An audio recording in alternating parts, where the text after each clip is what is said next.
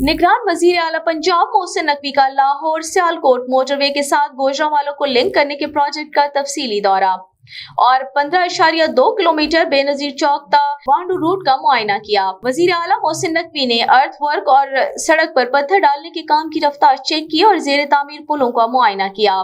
वजीर आला मोहसिन नकवी ने 15.2 किलोमीटर जेर तामीर 2 रोया सड़क पर जारी तामीराती सरगर्मियों का जायजा लिया।